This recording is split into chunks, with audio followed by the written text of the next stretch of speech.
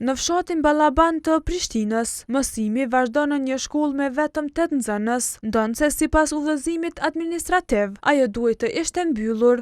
Ajo funksionon si paralele e ndarë e shkollës Tefik Çanga në Kolegj dhe nuk i përmbush kushtet ligjore për funksionim, ku kërkohet një minimum prej 60 nxënësish për një institucion arsimor.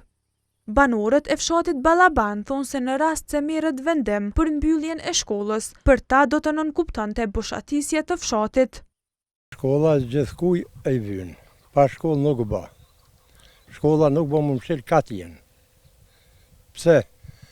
Ma mirë të nxënës që me mësu këtu, se asnjë. Që mshile shkolla po vlerëshojnë venin krejt. Vene tjera e qojnë me një profesor me mësu një fëmijë. Edhe e praguin me mësu qatë fëmijë. E jo këtu që e pagun shteti, ma mirë me mësu një fëmijë se asnjë. Por për njohësin e arsimit Xhavet Rexhaj, ruajtja e shkollave vetëm për arsye emocionale ose dëshirë të komunitetit nuk është e arsyeshme. Problemi është këtu. Në njërin anë është interesi i fëmijëve për zhvillim të plot, sa më të plot, emocional, psikik, kognitive të tjera, dhe në anën tjetër është dëshira e komuniteteve atje që t'i mbajnë të hapura shkollat. Unë konsideroj se dëshira e komunitetit që të mbajnë shkolla hapur nuk duhet të merret parasysh, por shteti duhet të bëjë gjithçka në mënyrë që të sigurohen shërbimet më të mira arsimore për fëmijët në ato shkolla. Nxënësit të cilët vijojnë mësimin në shkollat vogla dhe paralele të ndara në Kosovë, janë nxënës fëmijë të diskriminuar në kuptimin akademik, socializimit, arritjeve kognitive të tjera.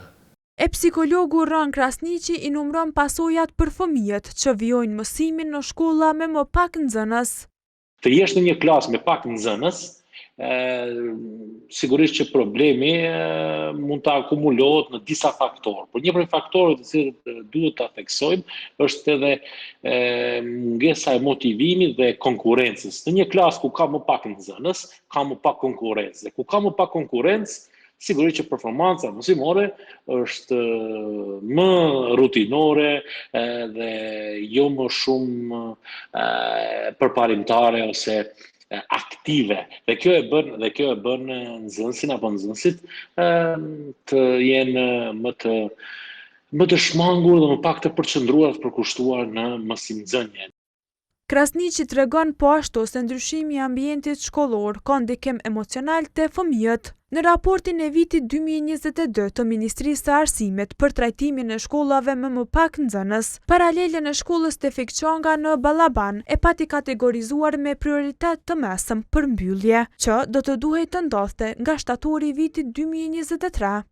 Vendimet ishin marrë mbi bazën e kritereve ligjore dhe numrit të nxënësve, duke i ndarë në 3 kategori: prioritet i lartë, i mesëm dhe i ulët për mbyllje. Bazuar në analizat e këtij raporti, 12 shkolla am dhe 50 paralele të ndara në gjithë Kosovën ishin në këtë listë. Në bazë të statistikave të arsimit në Kosovë të publikuara në qershor të këtij viti, del se vetëm një paralele e ndarë është mbyllur shkaku i këtyre kritereve. Sipas të dhënave të Ministrisë së Arsimit, deri në vitin 2030, planifikohet të mbyllen gjithsej 193 shkolla.